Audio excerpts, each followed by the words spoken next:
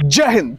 Police का एक inspector Gurugram के राजीव चौक पर कुछ व्यक्तियों का इंतजार कर रहा था। अब जैसे ही ये व्यक्ति इस इंस्पेक्टर के पास आते हैं, उसे कुछ हाथ में पकड़ाते हैं।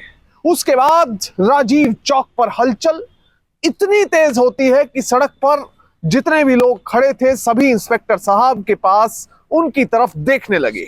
दरअसल होता यह है कि जैसे ही इंस्पेक्टर साहब के हाथ में वो व्यक्ति कुछ पकड़ाता है जो कि कथित तौर पर रिश्वत का पैसा था, एकदम से ही पुलिस के यानी एसीबी के अधिकारी इंस्पेक्टर साहब को गिरफ्तार कर लेते हैं और हंगामा मच जाता है कि इंस्पेक्टर की रिश्वत लेते हुए रंगे हाथों गिरफ्तारी हुई है।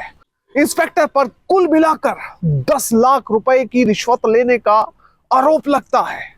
इस केस के बारे में बात करेंगे, पर सबसे पहले आपसे अपील कि आप बड़ी संख्या में हमारे वीडियोस को देख रहे हैं पर चैनल सब्सक्राइब नहीं कर रहे। अगर आप इस वीडियो को देख रहे हैं तो फौरन चैनल को सब्सक्राइब कीजिए, बेल नोटिफिकेशन ऑन कीजिए, वीडियो को ज्यादा से ज्यादा शेयर करें और इसके साथ ही अपना कमेंट देना ना भूलें। इस पूरे केस की सच्चाई जानने के लिए वीडियो को बिल्कुल आखिर तक देखें, कतई भी स्किप ना करें। अब क्या है पूरा मामला, यह समझने के लिए आपको चलना पड़ेगा हरियाणा के नूह में और साथ में दिल्ली से सटे हुए हरियाणा के गुरुग्राम में। सबसे पहले आपको नूह में लेकर चलते हैं। दरअसल वहां पर साल 2013 से 2020 तक जिला बाल विकास विभाग में कुछ अधिकारियों पर आरोप लगता है कि इन्होंने जो भी सरकारी पैसा आया विभिन्न योजनाओं के तहत उसे अपने रिश्तेदारों, दोस्तों, मिलने वालों के खातों में ट्रांसफर कर दिया। यानी कुल मिलाकर पैसे का बड़े स्तर पर करोड़ों रुपए का गबन कर लिया गया। अब फिर होता यह है कि नूह के डीसी बनते हैं धीरेन्द्र खड़गटा। उन्हें भी इस बारे में पता चलता है और फिर साल 2021 के अप्रैल महीने में 13 तारीख को रिपोर्टेड फैक्ट्स के मुताबिक वो सुपरिटेंडेंट ऑफ पुलिस यानी जिले के एसपी को पत्र लिखते हैं और उस पत्र में साफ तौर पर जो कुछ भी पिछले 7-8 साल में चल रहा था उसका जिक्र करते हैं। वो कहते हैं कि विभाग के अंदर कुछ अधिकारी जितना भी विभिन्न योजनाओं के तहत पैसा आ रहा था उसको अपने रिश्तेदारों के खातों में ट्रांसफर कर रहे हैं। इस पूरे मामले की जांच की जाए। कुल मिलाकर 21 लोगों के 21 अधिकारियों और कर्मचारियों और प्राइवेट व्यक्तियों के खिलाफ शिकायत दे दी गई। अब जैसे ही डिप्टी कमिश्नर का लेटर आया, पुलिस विभाग में भी हड़कंप मच गया। फौरन कार्रवाई के लिए पुलिस ने टीम का गठन किया। अब 13 तारीख को लिखे लेटर के लिए 5-6 दिन बाद यानी 19 अप्रैल को एफआईआर दर्ज कर ली जाती है। अब जो ये एफआईआर है वो वीरेंद्र और रविंद्र जिनके खिलाफ डीसी साहब के सामने प्राइमा फेसाई केस आया था, उनके खिलाफ डीपीओ और सहायक जो कि जिला प्रोग्राम अफसर होता है उसके सहायक और इसके साथ ही कई व्यक्तियों के खिलाफ मामला दर्ज हुआ। कुल 21 व्यक्ति थे।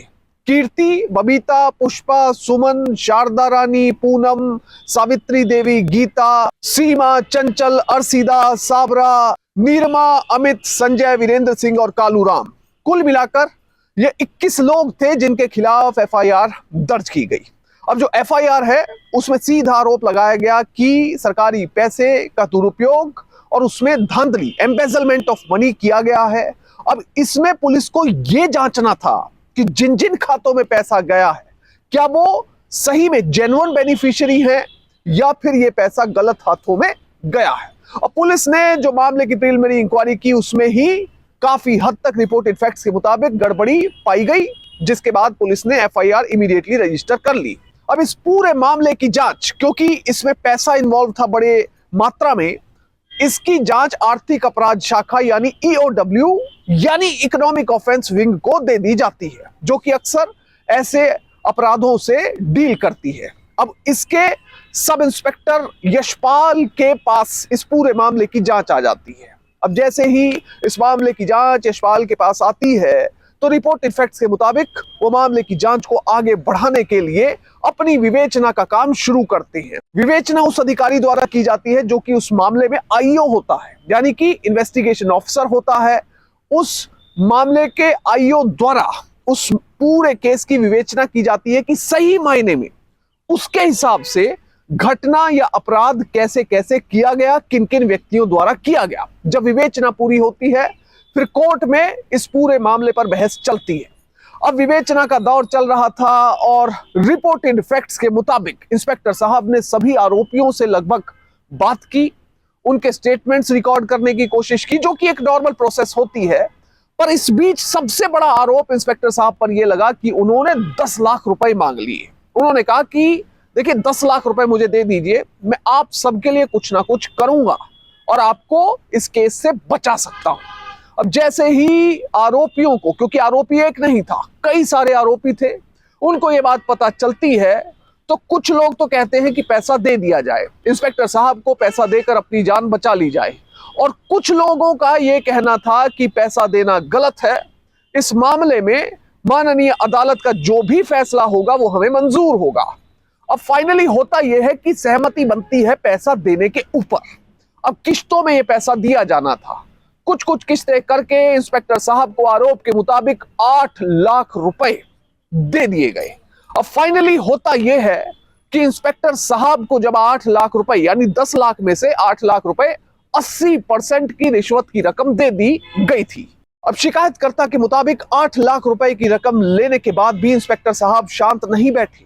उन्होंने कथित तौर पर धमकियां देनी शुरू की, अगर मुझे बाकी के पैसे जल्द नहीं दिए गए तो मैं आपके खिलाफ, आपके रिश्तेदारों के खिलाफ और जितने भी आरोपी हैं उनके खिलाफ सख्त कार्रवाई करूंगा और जल्द से जल्द सभी को अरेस्ट कर लूंगा, आपके पति, भाई, बच्चों तक को अरेस्ट कर लूंगा। अब जब यह बात निकलकर सामने आती है तो शिकायतकर्ताओं में सहमति बनती है कि अब इस इंस्पेक्टर के खिलाफ कार्रवाई करवाई जाए, इसने ज्यादा तंग करना शुरू कर दिया है। इसके बाद फाइनली ये सभी लोग पहुंच जाते हैं एसीबी यानी एंटी करप्शन ब्यूरो के दफ्तर में। वहां पर जाकर अधिकारियों को सारी बात बताई जाती है कि साहब देखिए, हमारी गलती हो सकती है कि एक मामले में डीसी साहब ने हमारे खिलाफ शिकायत दी है, पुलिस ने एफआईआर रजिस्टर की है, मामले की जांच हो, माननीय अदालत का जो फैसला होगा हमें मंजूर होगा। पर इस मामले में सबसे बड़ी बात यह है कि इंस्पेक्टर साहब ने हमसे 10 लाख रुपए की रिश्वत मांगी है, 8 लाख रुपए दे चुके हैं, सिर्फ 2 लाख रुपए लेने के लिए वो हमें गिरफ्तारी की धमकियां दे रहे हैं। वो कह रहे हैं कि आपके रिश्तेदारों, बच्चों को भी जेल में डाल देंगे।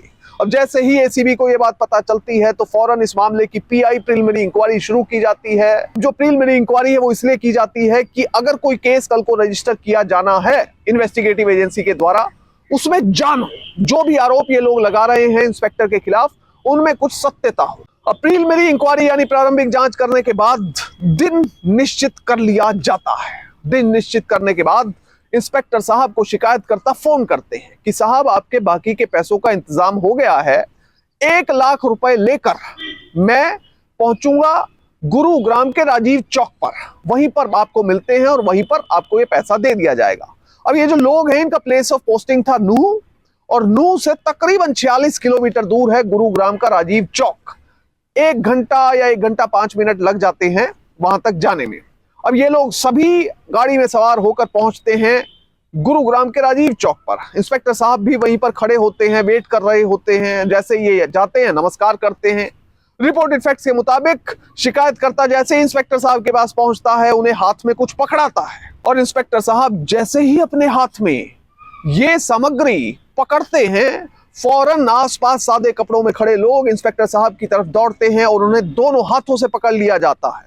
इंस्पेक्टर साहब को कहा जाता है कि आपको अरेस्ट किया जा रहा है रिश्वत लेने के आरोप में। अब इंस्पेक्टर को पूरी गेम समझ आ चुकी थी, पर अब तक काफी देर हो चुकी थी। इंस्पेक्टर साहब की गिरफ्तारी होने के बाद पुलिस महकमे में भी हड़कंप मचा, क्योंकि जो इंस्पेक्टर को गिरफ्तार किया गया, उसको गिरफ्तार करने वाली टीम में जो लीड कर रही थी ऑफिसर, वो भी इंस्पेक्टर रैंक की थी। उनका नाम था नन्नी देवी।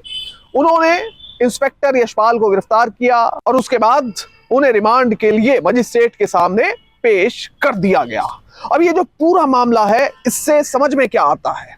देखिए, हो सकता है कोई व्यक्ति भ्रष्टाचारी हो, मगर पुलिस महकमे में अगर किसी के खिलाफ कोई इंक्वायरी आई है, कोई केस आया है, तो उसकी भी बहुत ही ईमानदारी से जांच होनी चाहिए। अगर कोई भी व्यक्ति, हम कह सकते हैं कि भ्रष्टाचार या अनैतिकता के रास्ते पर चलेगा, तो एक न एक दिन कानून के हाथ उस तक पहुंचेंगे। आरोप के मुताबिक जैसे इंस्पेक्टर के द्वारा रिश्वत के पैसे मांगे जा रहे थे, उसे शायद ये लग रहा होगा कि उसे कोई नहीं देख रहा, कोई उसकी शिकायत नहीं कर सकता, कोई उसे मॉनिटर करने वाला नहीं है।